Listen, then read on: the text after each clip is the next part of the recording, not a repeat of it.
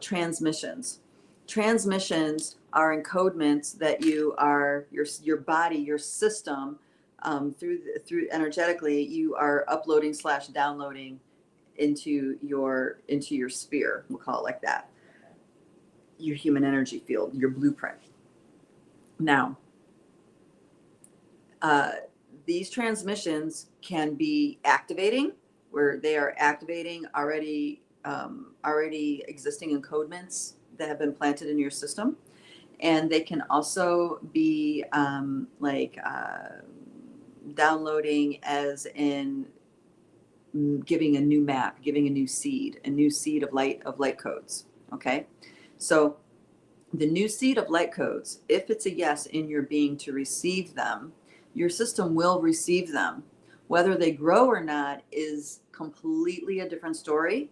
And this is the reason why, is because our energy field needs to be a conducive place for those transmissions to grow. So how my ancestors or my ancestral teachers always talked about it is that our system, we are a sacred garden. Everything about our being is a sacred garden.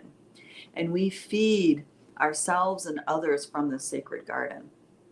And transmissions, and in their case, they're talking about transmissions that are light codes to help us grow a new light body, to grow, to grow on a blueprint level out of the old programming of the old human, conditioning / programming of the old human. And that and these transmissions come in, and then it's up to us to work our energy field in such a way that we prepare rich soil, a rich garden for these transmissions to grow, to get planted and to grow. And of course, that's a whole laid out level of work. Anybody with spiritual practice that includes transmissions, you know exactly what I'm talking about. There's a lot of practice. There's a lot of conditioning, unconditioning, unlearning. There's all sorts of things that we do. We live differently. We do different things that we think will change the soil in our garden to be conducive to these seeds. The seeds that get transmitted, the downloads that happen that are transmissions, and you don't have a fertile soil, it is not all lost. Those transmissions are actually become packets of healing. They bring healing to the deeper levels of the light body and different nesting dolls of your being. So if you keep receiving transmissions over and over again, as in this reality is synchronizing for you over and over again to receive these transmissions, there is a yes in your spirit. And eventually those transmissions will provide enough of a healing, a coming back to yourself. You'll have a wild natural garden that can take in transmissions and have them take root and grow. Now, when they grow through your system,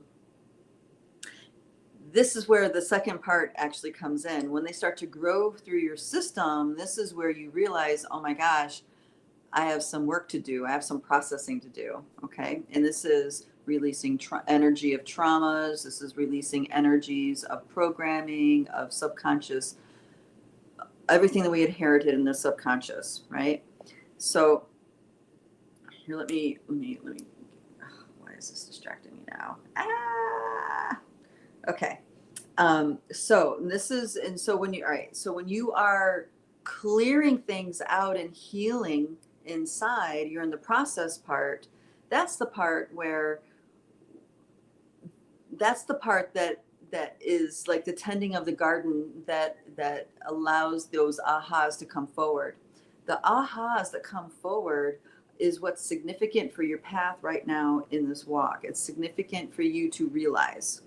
Things that aren't relevant, important for you to realize, then it's just a matter of synchronizing with the moment so that energy can get released. And the energy gets released and it moves through. Very often it's ancestral stuff that we actually didn't experience ourselves, but our ancestors did, and it moves through our system. Our nervous system completely lets go of the pattern, and it moves on to whatever the next rhythm, natural healing rhythm for it to maintain is, right? It's something like that.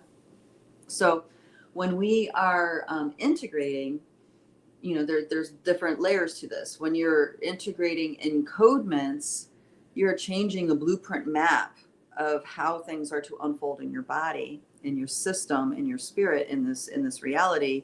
When you're in a process of helping things clean up and release, right? That's subsequent to the tree growing through the concrete, so to speak. This is a wonderful, wonderful question, because this helps frame up why all these ancient practices are so important and applicable to today.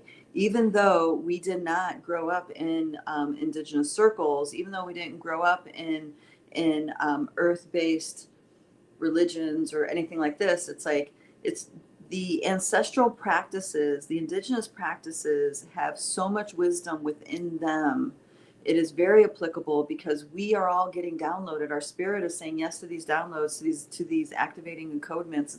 It's not, and our ego is not in control of that. It just happens without us understanding what's happening.